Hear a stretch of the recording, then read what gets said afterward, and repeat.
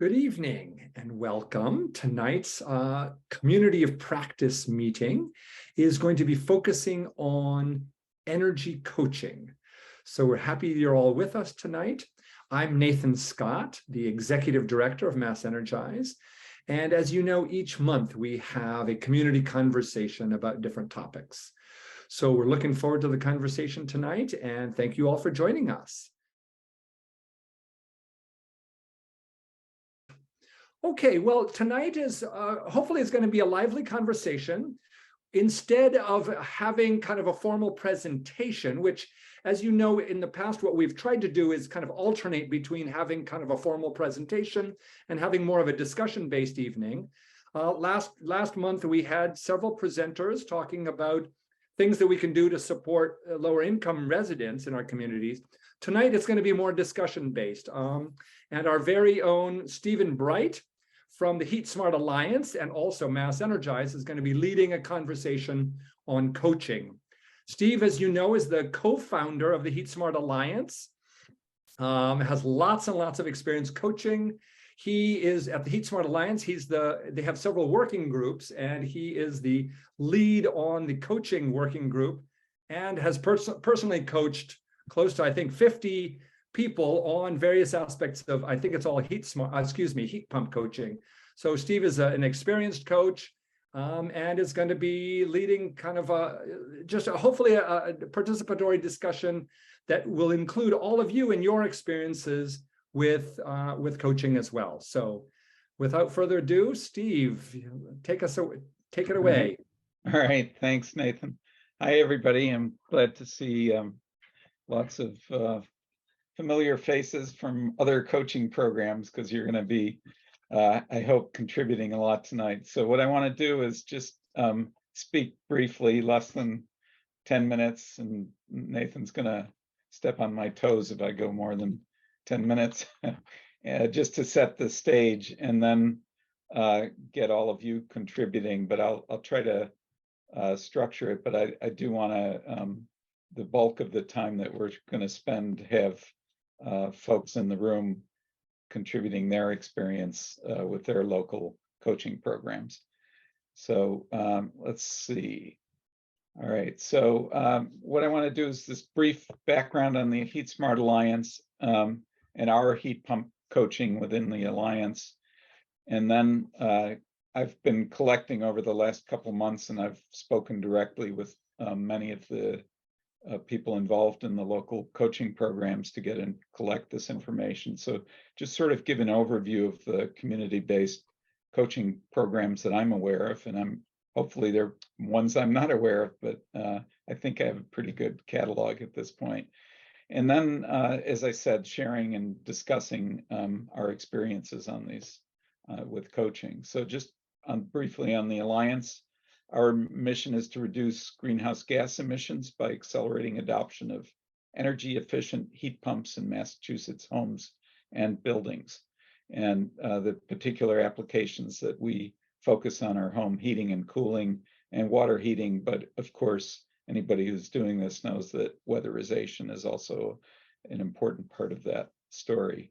We're all volunteers. We currently have 2 levels of membership, member and associate. We have a total of 78 members and associates now from 32 Massachusetts communities, and every month or two we add somebody else. This past month we added our first out-of-state member, somebody from Ohio. And so our approach is to educate, to provide coaching, and collaborating with organizations like Mass Energize and the local coaching programs. So we started coaching in 2020, again, focus on heat pumps and weatherization. We started out by developing a very flexible coaching model, and you can, on our website, anybody can download it. It has 4 components to it. And then there's a bunch of other collateral that we developed as we prepared to do coaching and that our coaches now use. And we provide training and mentoring for new coaches. I developed a training course for the Wayland heating and cooling coaches about a year ago. And that course has been used by a couple other communities now to train their coaches. We'll talk about other options for training as well. And then today we have 21 Alliance affiliated coaches in 14 communities.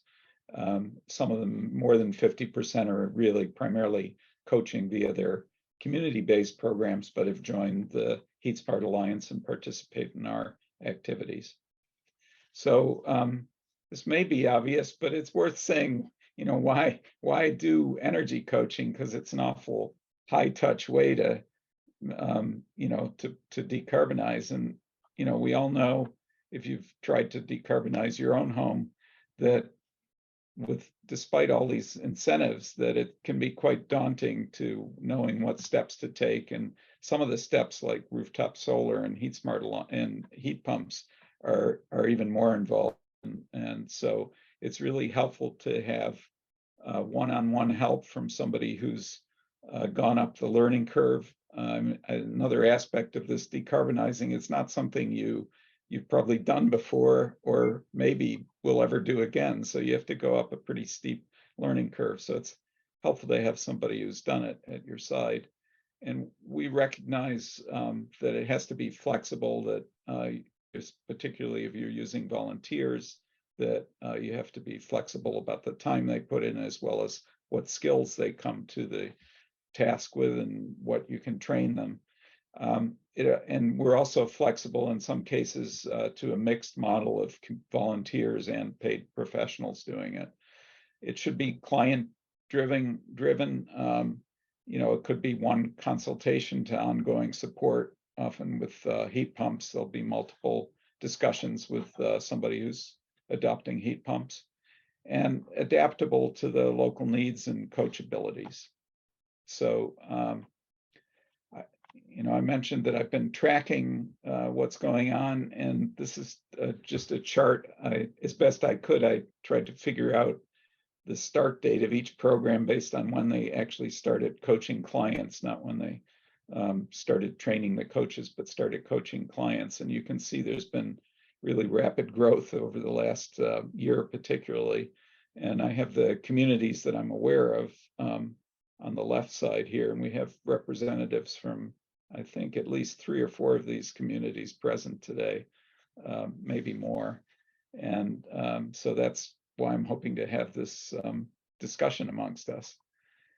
So, and I also sort of looked at statistics of, how many of these programs are, in many cases, the municipality is involved. The examples that the earliest examples I'm aware of are Newton and Arlington. There are a total of 8 that I know about. There are, in 5 of those 8, Abode Energy Management, who many of you may know, is involved in training the coaches, or in some cases providing consultations to the residents. The Alliance is also involved in quite a few. We partnered with Arlington, for example. And then I have a stat on the right here of which ones have recruited volunteers to help, because some communities have just relied on the paid consultations with Abode or other organizations. There are 2 municipal light plants, Concord and Wellesley. Concord led off almost 3 years ago. And then the grassroots groups, I'm aware of 4 of them. The early ones were Wayland and the Cape Ann or Gloucester group, and I'm glad that we have at least 2 or 3 people from the Cape Ann group here, so to share their experience. So overall, about 14 programs. Again, the HeatSmart Alliance might be involved just sharing our coaching collateral, helping mentor coaches, getting them off the ground, or for continuing education and continuing growth of the coaches. So altogether, I'm aware, not counting the Alliance coaches, we have about 20 in the Alliance, some of whom aren't affiliated with these programs. Over 40 coaches already and growing. So it's a pretty impressive number of people involved now. So for your community, we've sort of surveyed now, but if you want to mention, I'd like maybe one volunteer from each community to summarize what what you're focusing on and coaching. Who initiated the program? Was it the municipal sustainability manager, or was it local organizers, or a combination? But is it sponsored by the municipality? When did you start accepting coaching requests, and are you using paid or volunteer coaches, or both, and how many? So that'll just be an introduction, then we'll go on to a series of other topics. So I'm going to call on a few people to start out. I see here Lori Kenshaft from Arlington. Why don't you kick off? Happy to, but I may need your cheat sheet back because I thought it was in front of me, the questions. Okay. So I'm from Arlington, and the program was launched by the town, organized by the town and our town sustainability manager. We started officially launched on November 2nd, but we really started accepting people in October, requests in October. We have only volunteer coaches. There's 4 of us who are actively volunteering at this time. And in terms of topics and scope, we call ourselves our Electrify Arlington Heat Pump Volunteer Coaches. So all we advertise is heat pump, but we're also, heat pumps do not exist in isolation. We all emphasize the issue of weatherization and try to help people. Sometimes that just means nudging them into the Mass Save program. Sometimes it means some hand holding beyond that. Sometimes it means strategizing around things that Mass Save isn't helping with, that isn't part of their scope, but people really want help with. So we're all certainly doing stuff around weatherization as well. And then I actually put in the topic of electrification as well, renewable supply, because Arlington has a municipal aggregation plan where you can opt up to 50% or 100% additional renewable electricity. And we certainly let people know about that. And then we have other referrals, nudges. If somebody's interested in electric vehicles, we talk with them a little bit and then tell them about the Green Energy Consumers Alliance. Or if they're interested in solar panels, we talk with them about that, and then we send them to Energy Sage. So I wouldn't say we're doing those coachings, but we have a resources sheet we've put together. It's about 4 pages of chock full of information. And we're happy to, people don't always get things the first time in the middle of a sheet, so we help them figure out how to navigate that. But our real focus is on heat pumps with a secondary focus on weatherization, I would say. Does that cover the question? Yeah, that's great. Great. So we'll Thank you. let's see. I see a couple folks from Acton, Karen Watkins, Ruth Watkins, and somebody else. Deborah Symes. So if one of you could maybe chime in for what Acton is doing. Karen, you're smiling. Does that mean you want me to do this or what? Yeah, go for it. Okay. Let's see. I don't know that I remember all the 4 things, but essentially we, and by that I mean really a collaboration between the town and the Energize Acton group, which is encased in the Acton Climate Coalition. That makes it sound awful. It's not. So it was really both community people and the town through the office of our sustainability director who worked to get this launched. We talked about it for a while. Trainings were contracted with by the town with Abode. Trainings happened last fall. We actually, we kind of had like a little mushy, like through the holidays, when are we really going to launch this thing? And basically we started accepting people. It was either late January, early February, I believe. So we trained 8 coaches, and then we have the 3 of us, Jude and Karen and I, are the little promotional team for the program. So I will say, because this was very exciting to us, we've been putting promo out there for roughly a month, and we've had 33 people sign up already. So we're kind of thrilled. The scope of what we're looking at is obviously everybody's heat pump heavy. So that, but also, encouraging people obviously to get audits, to do their air sealing and weatherization. And then we also, the coaches can cover solar thermal, EVs, and then talking about the sources of electricity, because within this electrify everything context, that matters a lot. We also have a municipal aggregation program that features a basic that mimics Eversource, a standard that is RPS plus 40. So for 23, that's 62%, and then 100%. And all of our optional renewables are class 1 RECs, which we're very proud of. So what have I done? I've done the history, the rollout, the sort of the range of what we cover. And we also, the coaches are prepared, to deal with a huge range of client, people who are kind of like, I should do something. I don't know. What do I do? That leveled all the way to, I know about heat pumps. I've got my quotes. Somebody help me, talk to me about them, kind of thing. So big range. What have I forgotten? Karen and Jude, tell what I've forgotten. They are all volunteers. Oh, sorry. Yes. Thank you. They're all volunteer. We're all volunteers. Nobody gets paid for anything around here. And we trained 8. There's some thought, that we may do a second round of training at some point if demand warrants it. And I'm happy I have little visuals. I can show the little promotional things we've put out there in the universe if anybody cares to see them. I think I've covered most things. The end. Great. Thank you. Yeah. All right. Yeah. Fred, go ahead. You taking questions? Sure. It might be a quick one. So Yeah. Acton, I might have heard it wrong, but I thought you mentioned Abode, and then you said all the coaches are volunteer. What was Abode doing for you? The town has contracted with did contract with Abode to train the volunteer coaches. So they got paid to do that. And then we also have you can get a free consult with the experts at Abode kind of thing. Anybody in town can do that as well. That's kind of a sidebar to the coaching program. Okay. Let me go to Marcia and Newton. Hi, climate activists lobbied the city hard to hire an energy coach, and they did. And she's full-time, so she's paid, but she has volunteer coaches who are working with her on HeatSmart, solar. Those are there might be, trying to think of what, insulation maybe. But so it's broader than the HeatSmart program.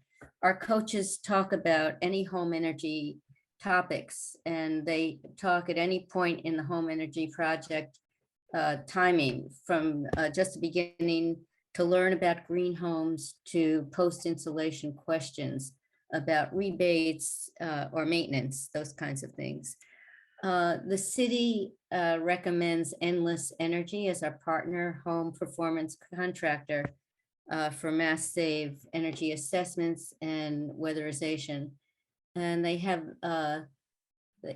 Endless Energy also has in-house heat pump capabilities, but they also recommend 2 vetted HeatSmart heat pump installers, which are New England Ductless and Muirfield Mechanical. We started the HeatSmart program early on, as Steve, I think, showed in his chart. So we've been using New England Ductless and Muirfield Mechanical, but the city added Endless Energy. There have been over 480 total consults since the program launched in February 2021, and 236 consults in 2022. So that's that 1 year. Coaching has to be paired with outreach, so people know the coaching. Yeah, program. Marcia, I'll cut you off. We'll get to the outreach. Okay. So I want to make that a topic of how organizations. So let me, I How think many you coaches covered. are there in Newton? Just Mhm. quickly. I How many? think there's around 4. Thank you. I don't know if you want me to mention, but how many heat pumps we've had installed, or wait. Yeah, we'll come to that. Okay. Yeah. Okay. Yeah. Okay. All right. Let's see. Anybody? Oh, the folks from Gloucester. We have at least three of you. If one of you wants to sort of take the lead. I guess I'll start. I'm not a coach, but I've been instrumental in trying to organize it. And we have a group of 5 who've been going through training since October. They've had a couple of on-site visits that they go with. We have 2 very knowledgeable people who are also working with this group of 5. And also, I have to say that most of our coaches have a lot of expertise in heating and other kinds of home improvements. So they're quite talented in and of themselves, plus the training that we took from HeatSmart Alliance. And Tom and Bob are working with the other coaches, and that's where we are. We're trying to figure out how to really publicize it and how to organize it in terms of a lot of things. And so I'm interested to hear what other people have done in terms of referrals and advertising. We encourage everybody to have a home energy assessment through Mass Save. We have a very active, our sustainability director is having a very active program to get everybody in the community. And so we really want them to start there. So the scope is weatherization first and then heat pumps. And that's about it. We have a couple of our coaches here that can talk. Anything else they can answer because they know more than I do actually about what's happening on the ground. Okay. Okay, let's see, Ellen in Harvard. Why don't you talk a little bit? Hi, Steve. So I'll be quick. We do not have any paid staff in town to do anything climate related. It's all volunteers. I started it because I'm on the energy committee and I chair the climate committee. And we did HeatSmart here early on when the program first came out. So we are doing only heat pumps at this point. I have 6 volunteers, but we've kind of split between air source and geothermal, and the geothermals barely ever get called. So I'm not sure what we're going to do about that because I don't really have enough for air source, I think.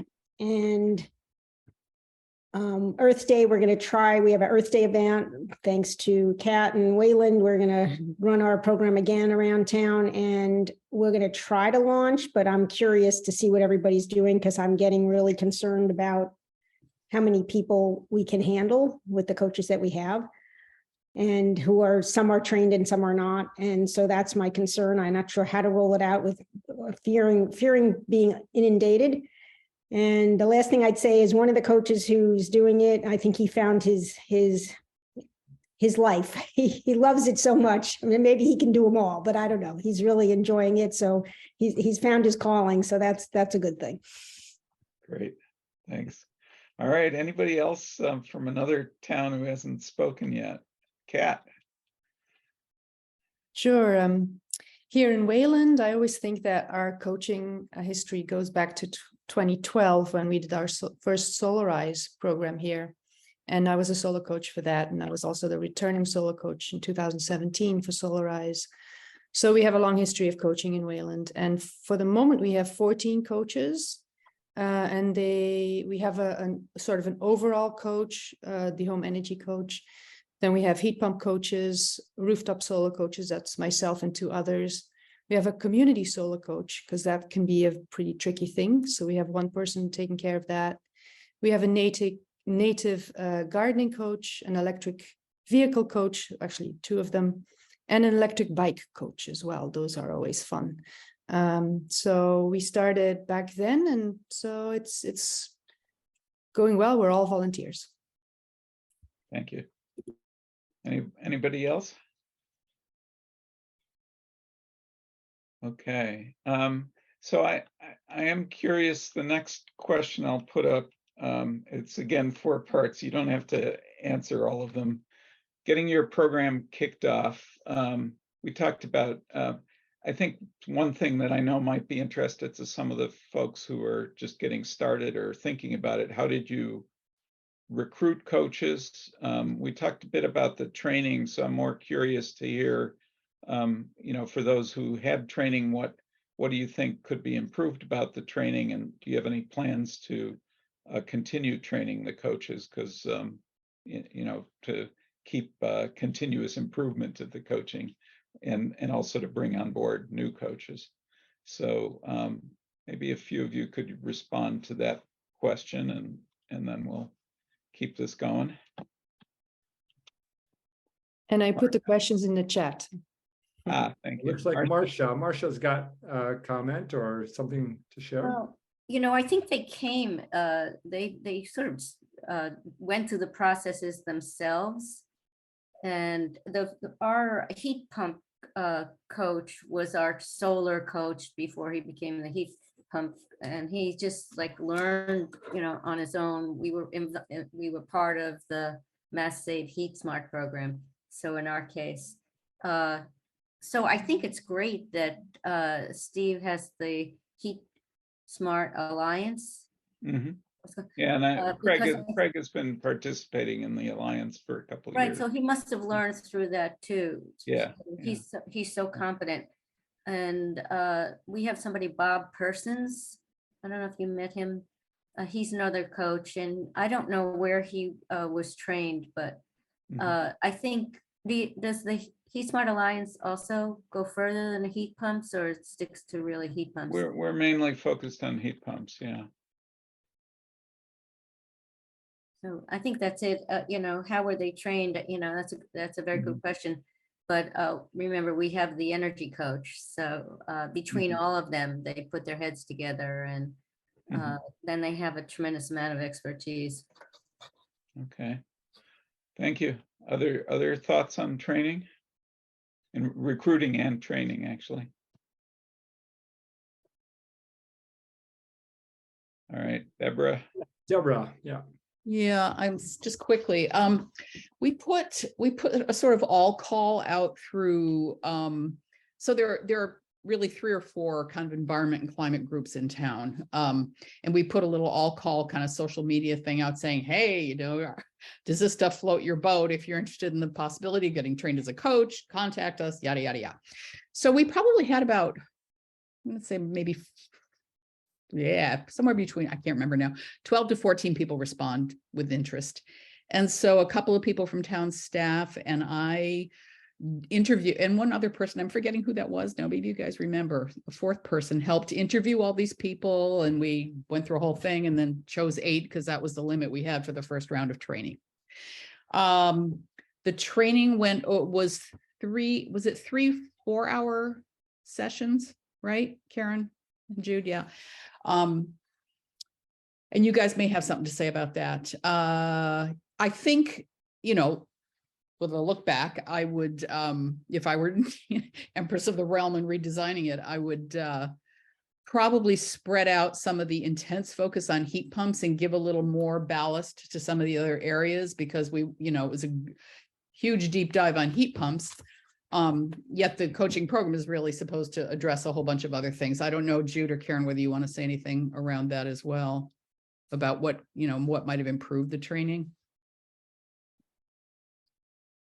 I think one challenge in the training is that, the coaches already had some background. Most of them had been researching or already had installed heat pumps, and there was just a lot of discussion. So we never stuck to the agenda, which has its pros and cons. Also that. I think it's a really great way to learn, but then it was hard to cover all of the ground. And I think what we're realizing is that we're going to try to have monthly meetings with the coaches so that we can start to fill in some of the areas where maybe we didn't cover the ground as well as we had hoped. Like, for instance, one area is the whole issue of incentives and rebates, just as one example. So, yeah, but exciting. It's been exciting. Yeah. We are in Wayland. I do monthly meetings with the Wayland heat pump coaches, and it's certainly, I think they're learning once they got out and started actually coaching beyond their own individual home experience. Then there were lots of questions and challenging cases came up. Other folks want to talk about recruiting and or training coaches. It looks like Ellen from Harvard has her hand up. Yep. Thanks. I'm just keeping my picture off. The internet here is not great.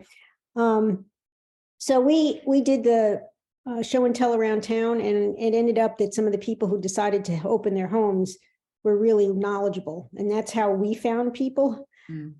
So that kind of helped, and then we kind of went back to them and we saw what they did in their own homes and what they were showing people who were visiting. So that's how we dragged a few of them in. I think the problem we have, and I'm sure others have this, is a lot of them are retired, which is fine, but some of them are not. And they're working full-time jobs. So it's kind of hard to balance that because they're really not that available. So that's where I'm struggling. But I'm hoping this year when we do our show and tell again, that maybe there'll be new people. We have a couple of different houses this year that I can entice some others, because I do worry, how much can they handle?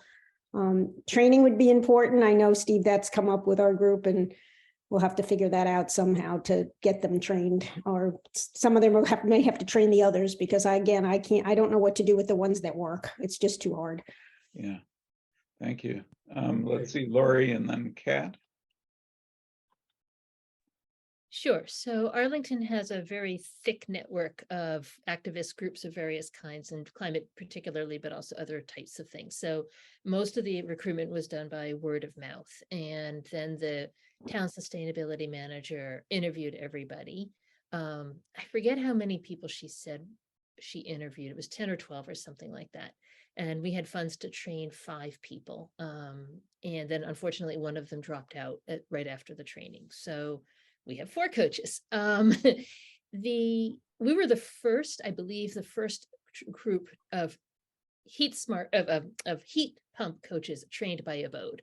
And there was room for improvement. But the impression I've gotten is that they were very open to feedback, and it was too much. It was like somebody else said, we could go off in all sorts of directions, and there was fascinating, but not necessarily what we were going to need as coaches. And so we meet twice a month as a group, not always all of us there, but sharing our experiences, thinking about things. And sometimes one of us or the other of us will take on sort of like, okay, learn about this and come back and teach the other folks. That sort of thing, or here's a puzzle, help me think it through. That it's a very collaborative team, and we didn't know each other beforehand, but we've developed a really nice team spirit. It would be great to have a couple more coaches, and we're thinking about maybe doing another cycle of this, because at this point I'm doing the day-to-day logistics of intake and helping people come into the program, clients come in. And we haven't done any active publicity just focused on this since November. And I'm still working on matching some of the people who requested a client in January, coach in January. So publicity outreach is not our problem. We could use some more coaches. It's exciting. I feel like we're very much on a learning curve, but we're also able to really help people. Thank you. Kat? Yeah, for recruitment, not so much among heat pump coaches, though I don't know. Steve runs that; he might know differently. But for instance, in the solar coaching and in EV coaching, oftentimes the clients themselves, they're really enthusiastic. So recruit among your clients. I would say that that's a very, very important group to look for recruits. Yeah, I've managed to recruit a few of my coaching clients. And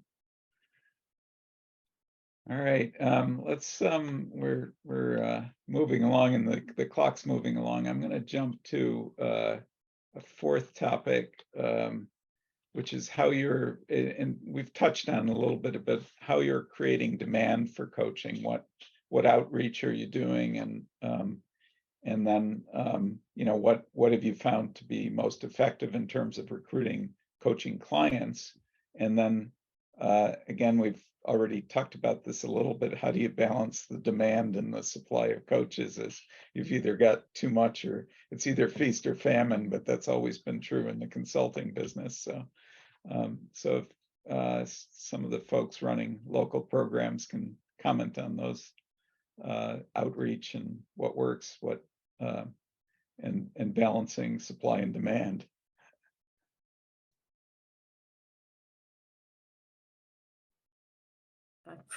Yeah, go ahead, Marcia. Okay. Well, we have a lot of like marketing of our programs, and so and we're going to have an Earth Day festival on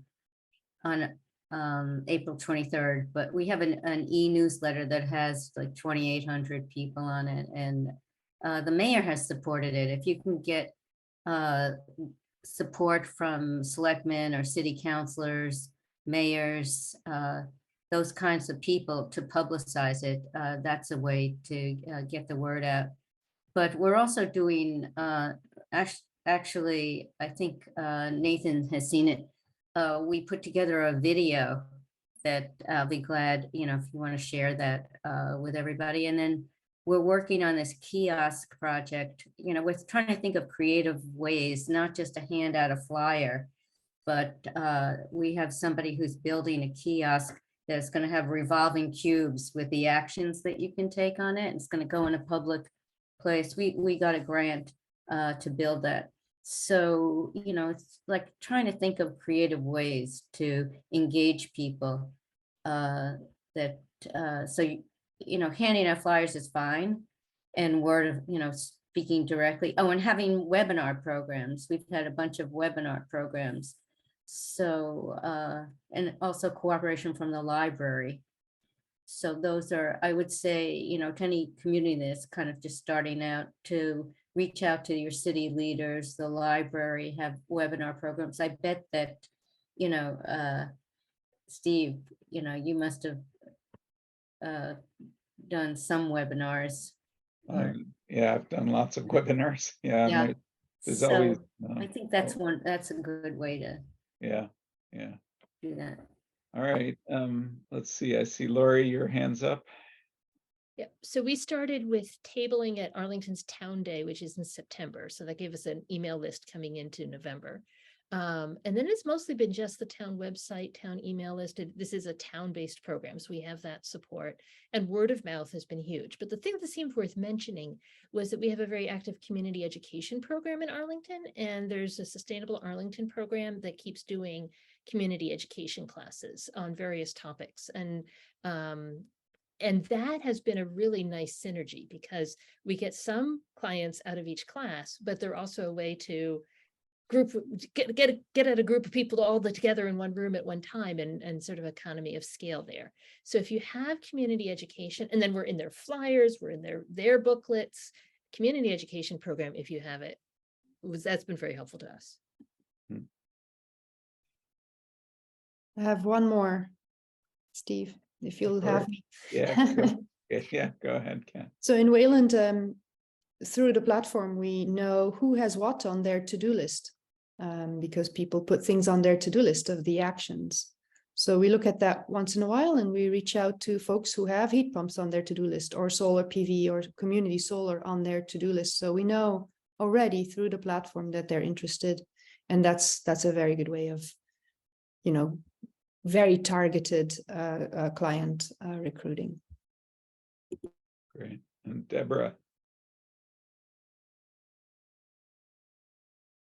Okay, really quickly, because I know you want to move on here. I'm just looking at our spreadsheet of folks who have signed up, and it is a pretty even split overall between social media, both on the town side and then on the what I call the NGO side, so the multiple organizations in town who also do social media stuff.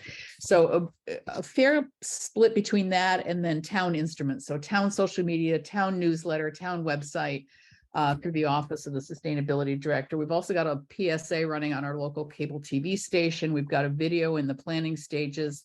And Karen, you may want to say something about this, but there is a sort of a, home tour in the planning stages that's going to happen that we presume will have some, the promotion for that will draw in some more people as well, I'm hoping. That's it. Yeah, great. Great.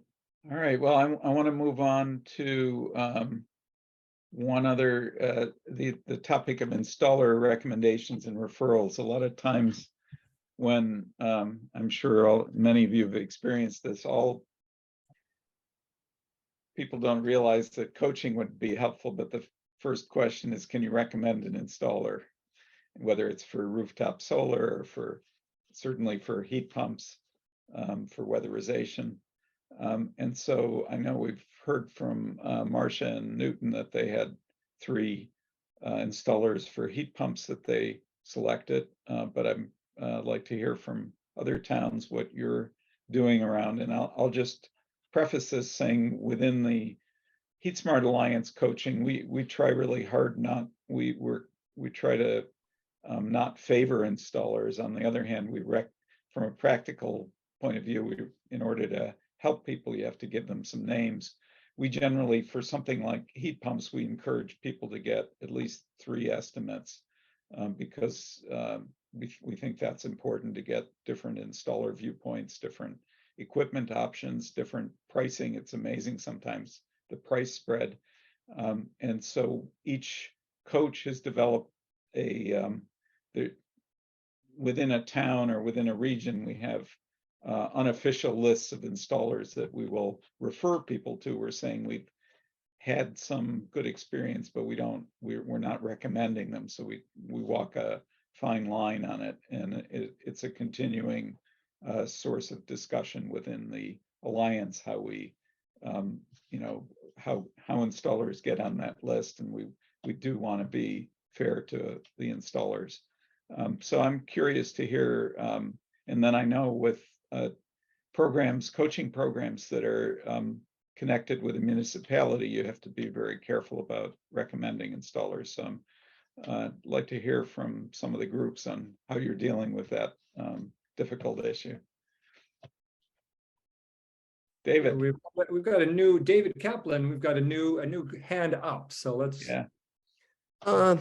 Interesting. I've actually started working on an aspect of this recently. It was born out of my own very specific interest in a particular heat pump configuration that might be appropriate for me. I flat out don't know.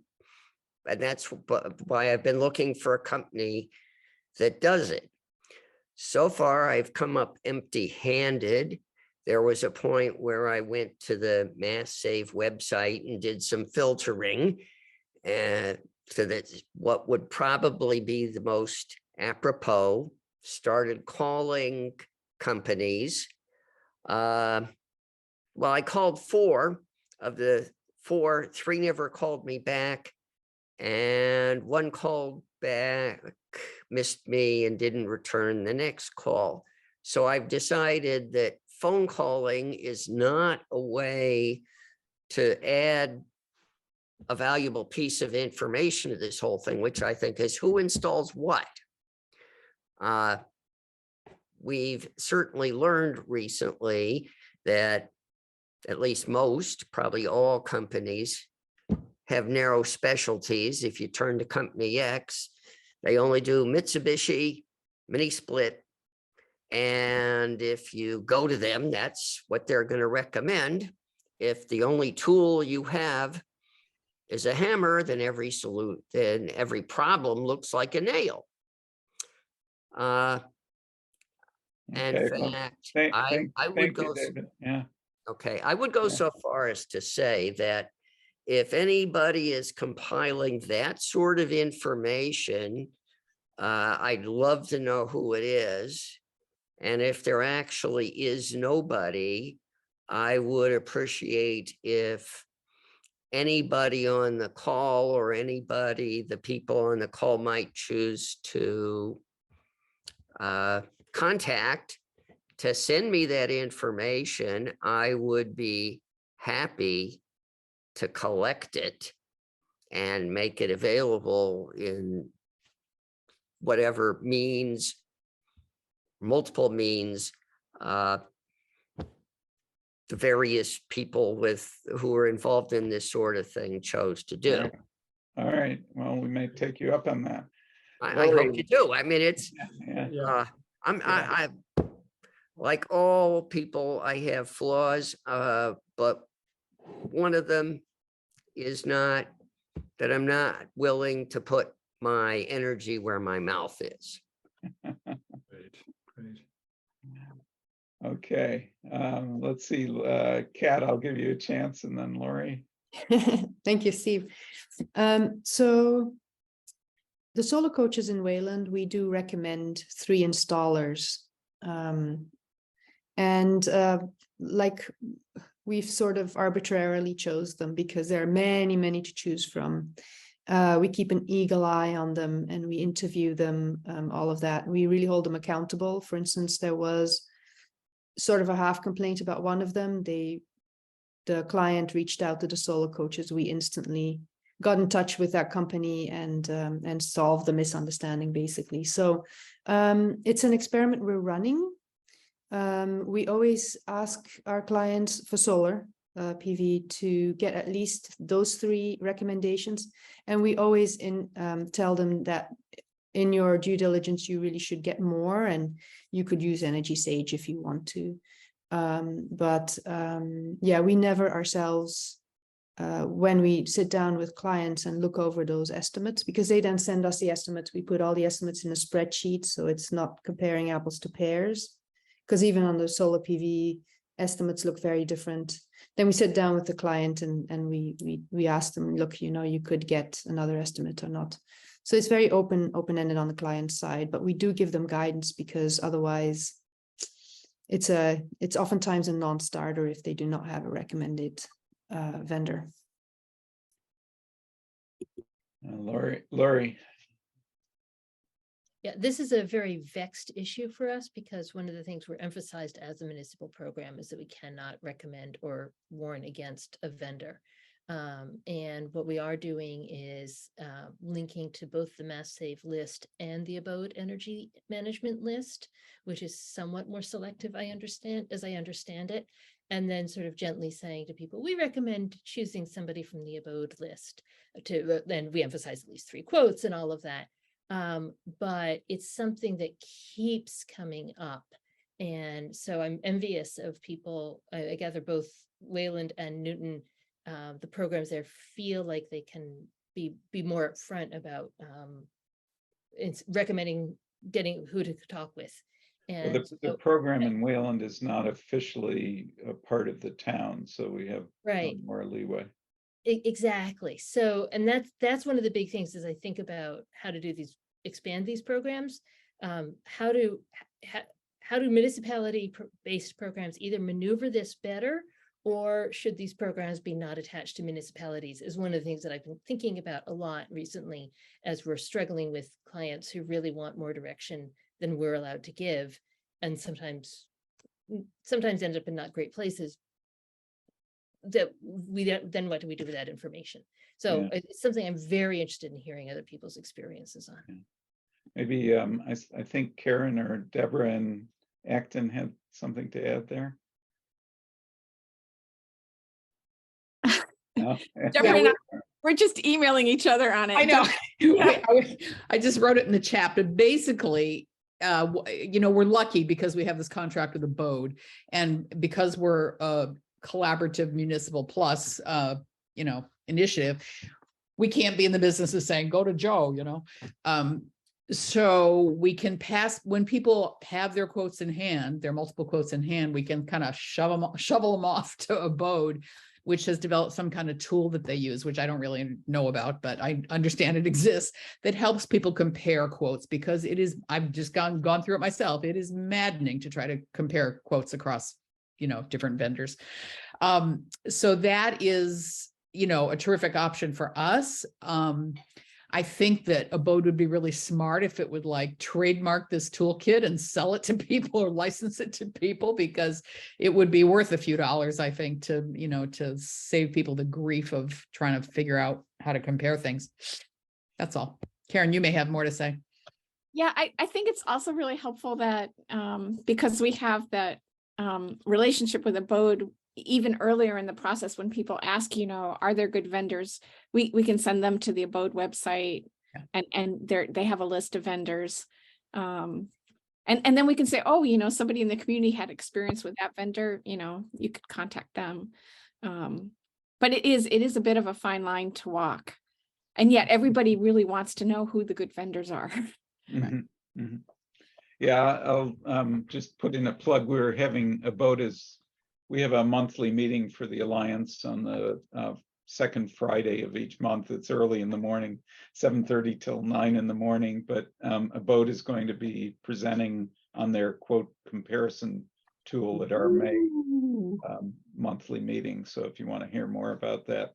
And I do actually refer, they charge 150, anybody off the street, so to speak, Right. can get them, they'll do that quote comparison for $150, which considering the cost of a heat pump, typical heat pump installation seems like money well spent for homeowners who can afford it. So Can I add one more yeah, thing? yeah, Sorry. yeah. Again, returning to our platform, what we see in the testimonials is a lot of people, and we in Wayland actually do encourage them to do so when they write a testimonial, to also let us know who they used. So then the recommendation comes from the neighbor through a testimonial, not so much from us. So that's another way for folks to find out who has used whom, etc. Okay, let me a few other topic, maybe one more. We'll try to cover one more topic, Nathan, or do we want to? Sure, yeah. Yeah, And okay. I'm thinking, well, which topic do you think is going to be the most? I was thinking about how they manage, how you're tracking cases and how what you're doing now to track outcomes and impact of the coaching, and how systematic are you about that? And I think maybe I'll just show one example of what to me seems good tracking and impact. So this is the Concord had a grant from the American Public Power Association because they have a municipal light plant. And with that grant, they started a coaching program in March 2021. It ran for through the end of last year. And part of what happened, of course, the mass save rebates changed substantially from 2021 into 2022, and Concord matched the mass save rebates, so the $10,000 whole home rebate and partial rebates for heat pumps. And they had two, sorry, I should be, my Zoom window's getting in the way here. All right, so they had two paid coaches. They started out with 3. They were paying them not a high amount of money. I think it was $25 per hour, and they got training from Abode as well. And they were also using some collateral from the HeatSmart Alliance. And over those 2 years, it was rather striking. They were tracking which cases they actually, because they had the rebate program, they knew how many heat pumps got installed in Concord. And they from one year to the next, the number of installations that didn't involve coaching was about the same. The number that did involve coaching went up by a factor of more than 3.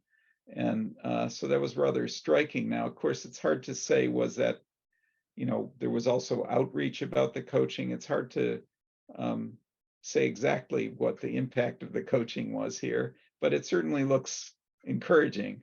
And so to know, and they coached, they had about 400, close to 500 coaching engagements over that period.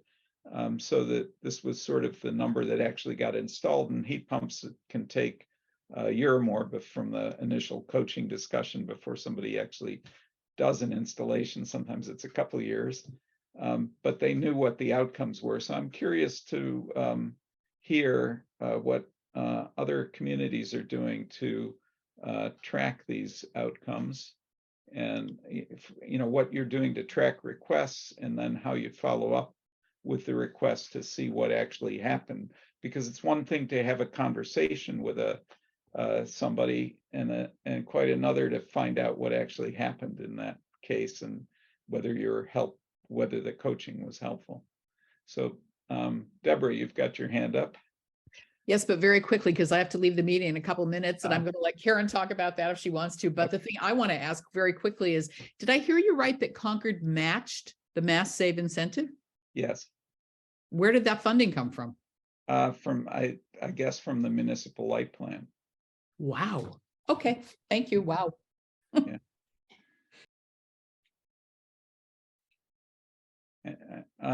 Others about what you're doing to track outcomes? Yep, Marcia. So I guess the energy coaches, she said that we had 533 people input their contact. Oh, no, this is from Craig Foreman. 533 people input their contact information on Green Newton's HeatSmart website. And we've had 171 installs. So he does a really good job. And I guess he's getting information from our two vetted contractors, Muirfield and New England Douglas. From the energy coach, she said we had over 480 total consults since the program launched. I think I may have mentioned that, and 236 consults in 2022. So again, we do a lot of outreach. One thing that I didn't mention, I said it's good to reach out to your city leaders to help get the word out, because many of them have newsletters. Also, I've been speaking to school groups. And so I spoke to, for instance, even a middle school group, and I asked them to raise their hand if they had ever heard of a heat pump, and nobody did. If you survey high school students, you know, or middle school students, you're going to find that many do not know what a heat pump is. And if they learn, you know, how it heats and cools the home and the advantages of it, then they're likely to speak with their families about it. So it's just another way to get the word out. Thank you. Yeah. Other thoughts on tracking impact? Karen, you've got your hands up. I mean, we're really just started, but we have a whole grid that basically Abode gave us, where all the information is inputted, and different categories for like what point the people being coached are in the process. So it's so new that we, you know, I mean, it would be amazing if we had results like Concord. But I mean, but at least I feel like we have really good documentation. So, oh, and on the doing education with kids, the Planet Power turning kids into a solar panel this weekend was really fun. And a bunch of families signed up for Energize Acton, so that was good. Great. That was a much younger group, but Great. All right. Well, we have to reach the end of our my time budget anyway. Just maybe a few of the folks who don't have coaching yet could speak up and say what you learned today and what you know, any takeaways from this discussion. Fred. Yeah, this is a great session. Thank you so much, everyone. I wanted to cycle back to something Kat said, that you reach out occasionally to the folks on your Mass Energize site, and it's just so logical. You look for people who say, yes, I'd like to, and then then all you have to do is say, well, here we go. That's fantastic. And I wonder if that's, why does it seem so sensible, and is everybody doing it? But the other side of it is it possible that you can go to the folks who've already done the heat pump for soliciting to find potential coaches? So using the site for both purposes. Thank you. Other takeaways? Susan, I noticed you came on, Susan Olshop. Yeah. Yeah, I mean, I work with Energy Save. We're part of the Community First Partnership. So most of our work these days is in low-income communities, and we're focusing mostly on the weatherization piece right now. What I find is interesting is hearing you talk about how hard it is for some of you to track what's actually happening. And that's one of the big issues we have too. You know, it's like we all want to get the work done, but it is important to see how effective we're being and what's working and what's not. So it's an important conversation to have. We're having it in a different way, but it's similarly very important. Yeah. it's great to hear what you're all doing. I think we're a few years from the heat pump push for the low-income communities. Unfortunately, we're working on it though. Okay, well, when I think I connected you with the folks in Gloucester because they're doing some engineering work. Yeah. And Hilly, I see your hand up, a new voice. Yeah, hi. Thank you so much for putting this on. This is really a very interesting and inspiring discussion, and addresses a great need that we all have. We in Medfield have done a lot of outreach in terms of webinars and information sessions, but of course you hit that barrier of what next, and the need for some hand holding.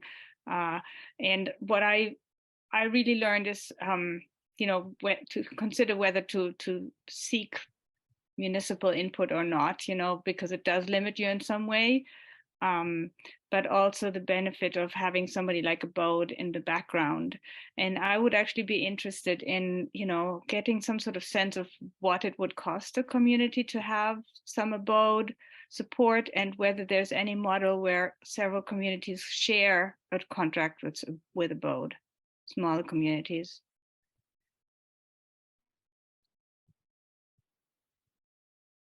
Yeah, I think they'd be happy to talk about you directly about cost. I don't know if anybody's aware of sharing a program between communities to share the funding. Roger, I see your hand up. Yeah. Gotta unmute, Roger. From Natick, thinking about developing a heat pump coaching program, probably through the town. And what I've learned tonight a little bit about outreach efforts that might be very helpful, and the notion of kind of reaching out to people who have heat pumps to look for potential coaches.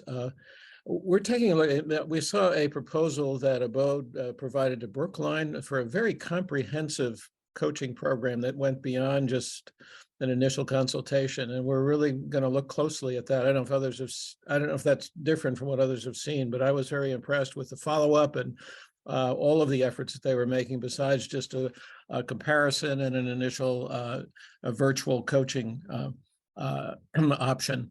And I wonder about coordinating the volunteer coaches with the Abode, and sort of what role a volunteer might play when you've got professionals who were there taking you up to a certain point, but maybe can't hold hands quite as much as a volunteer coach could. Yeah. Karen. Yeah, it's interesting because the town had a contract with Abode to do consultations in Acton for a good, say, 14 months. And Abode didn't get a lot of people phoning in. And yet now we've started this volunteer coaching program where the idea is that the coaches are sort of the first level. And then when people are further along and they have, for instance, when they have their quotes, then they go to Abode. But it's interesting, people seem to like the idea of the local coaches. I mean, there's just been much more response. I'm not exactly sure why, but it seems like people want to talk to their neighbors first and then go to the experts. Yeah. I think that very much something that still has to be figured out, how to blend volunteers with backstop. But I know that one of the things when I've asked Abode about their typical time with a client, they've said something like 40 to 45 minutes. I know that in my own discussions with clients, by the time you can spend 40 minutes just walking them through the mass save incentives. And so the 45 minutes goes by pretty quickly, and the volunteers can take more time with them. So, but it is nice to have that professional backstop. Fred. Wonder if, since we don't have that much time left, if I could try to push for you to address at least one of my next level questions, which might be, years ago, you helped identify this tremendous need, a gap in the marketplace. It hasn't gone away. It's great to hear all the people going to work at it. But the question is, so do you see anything happening at the state level, any acknowledgement that this gap is there and needs to be filled, other than us all just working as hard as we can to fill it ground up, which Yeah. might be the only way to do it, but it'd be great to have the state acknowledge it and give some umbrella effort so that it can spread faster. Great question. I didn't pay you to ask that question either.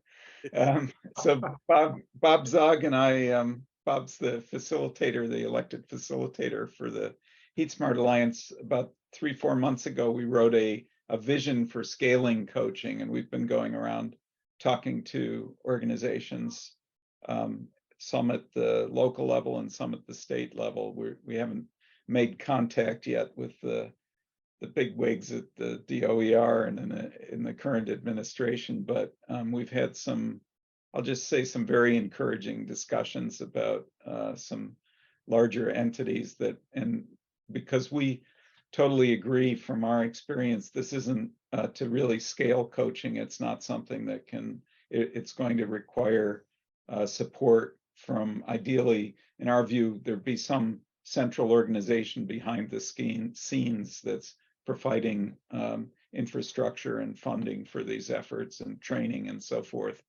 And Abode could be one of the suppliers to that entity, or they could be the leading entity, but it has to be funded at a much larger scale, because just doing this with local volunteers and having each group, hopefully in the discussions today, we've discovered some of the things that everybody's learning as they do this, but it's very much our view that this needs to scale this. There needs to be state level support.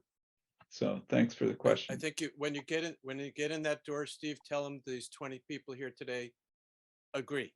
Yeah. So I think I appreciate all the contributions today, and sorry if I overlooked anybody who had their hand up. And but Nathan, I'll turn it back to you now. Great. Well, Steve, thank you very much. Really appreciate your facilitating and leading this conversation and all the work you're doing. And I hope some of you who are in communities who haven't decided to take on coaching feel like, okay, yeah, maybe there is a path forward for us to get a coaching program started. And you know where to find Steve, and you know where to find each other in terms of, getting the support to get to stand up a coaching program.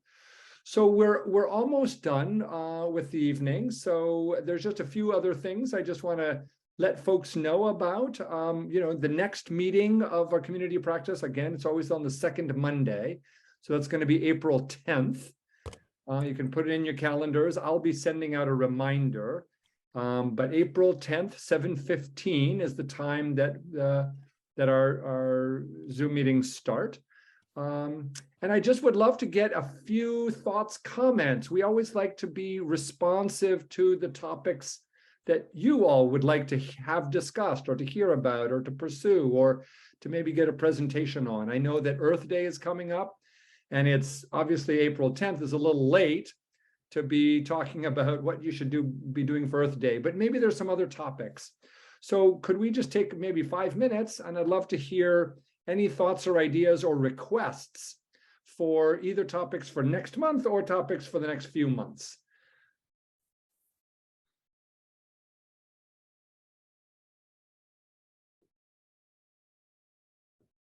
I have a question, Sure. idea. Sure, yeah, one of the things that has come up at several meetings that I've attended recently is just understanding the whole financial stuff that's coming down the line in terms of the IRA, and mixing it with what we already know and what's coming and what's with Mass Save and what are tax incentives.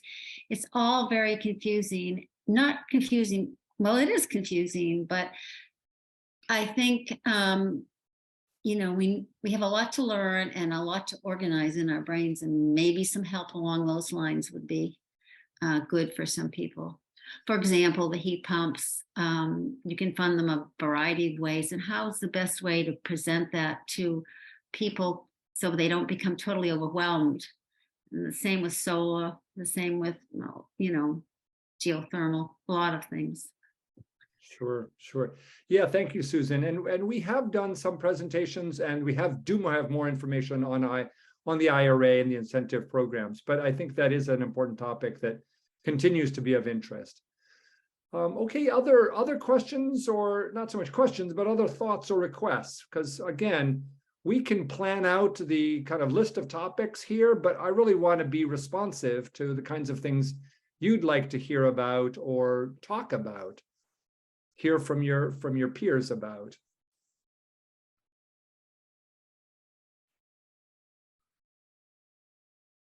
How many, I'm just curious, how many of you are planning Earth Day, events? Okay, I see quite a few hands. Great, great. And I don't know if there's a topic in there that the April meeting would be of interest for, or it's, Earth Day is already said and done by the time we get to April 10th. Yeah, so Karen, looks like you've got a comment. Sorry, you're muted, Karen. So this idea isn't maybe that practical, but I'm really curious about how people look at their concept of land and ecology, and how I mean, because I've been learning about heat pumps because I care about the ecology, and I just feel like if people feel connected to the natural world and see that we're all, actually understand that we're all connected, then would they be more apt to really think about their carbon footprint? And but it's not a very practical thing. It's one of those sort of more, encompassing philosophical things. But it's sort of like this whole concept of land ethic, Sand County Almanac, but for an Earth that's really in crisis. Okay, yeah, no, thank you. That is I think that would be a great topic for maybe a little bit later on in the, thank you. Yeah, no, that's a great topic. And personally, I'm also very interested in some of the more, what I would call global kind of issues, and how we relate, not just in terms of, greenhouse gas emissions, but what is our relationship to each other and to our world. So thank you. Yeah, looks like Roger, do you have a comment? Yeah, there's a couple of thoughts. I mean, I'm curious about how folks are dealing with developers in their towns in terms of commercial buildings, larger buildings, and even large developments of single-family homes and condos. Until we have we get a building code that says all have to go all electric. We are faced with folks who have some incentives under the new building code to do that, but may not be doing it. And I'm just curious if folks have had discussions with developers to try to figure out how to move them towards all electric when it may not be an absolute requirement for them. And also related to that is reaching out to the business community, commercial buildings. If folks figured out how to promote the CPACE program and talk to local businesses about converting to heat pumps and doing retrofits, are there good ways to do that? Okay, good. Yeah, and Roger, we don't spend a lot of time thinking about or talking about kind of the business end of this, or the businesses. So, and yet they're an very important player in this. So thank you for bringing that. Yeah, Marcia. Nathan, we'll probably you could get a great presentation from Dan Rubin on that in Newton. Okay. We've made a significant difference. We have a building standards committee, and the developers have done major commitments for passive house construction, embodied carbon, and so many great things that I think that's a great topic for communities. I would love to see. I would love to see an update from Dan at an MCAM. I'm sorry, at a Mass Energized program. That'd be wonderful. I'll mention that to him. Well, let me know if you want, if you want his email, or reach out to him. Thank you. Yeah, no, thank you, Marcia. Okay, I think we're out of time, but thank you. This is good to always hear. I'm just going to make one more plug to remind you to send photos if you have them. I'll send out a reminder, but again, it really makes a difference to have good quality photos So we'd love to have some of your photos. We'd love for you to be sharing, using your photos. So just another plug for that. And then any other final, I did one member who's no longer, just dropped off. She was interested in getting rain barrels and said that she saw somebody was either giving away or making kind of rain barrels accessible, and asked me to ask if any of you know what the source was for. It looks like Kat, you're shaking your I hand. do. Okay, what is the rain barrel source, or what's the? There is a company who has a name equal or similar to Great American Rain Barrel. Yeah. Close enough to that you search, Okay. and I will attempt to find the thing and run back and say it if there's enough time left. If not, I will send it to Steve for passing on to everybody. So they're doing this promotion, and they do a lot of partnering with towns. For example, they have partnered with Rockport, and I have actually ordered one of these. Oh, and a few other things. There are some other components that you have to select. Okay.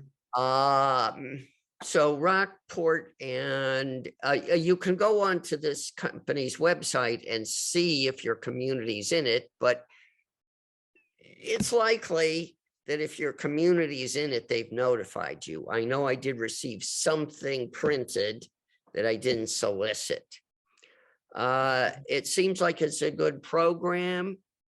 And I recommend everyone at least look at the website. And now I'm going to run and see if I can find the piece of paper before you all sign off. But if you do, that's fine.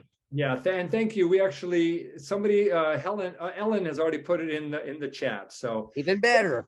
Okay, so thank you very much, everybody. Looking forward to seeing you next month. Remember, it's April 10th.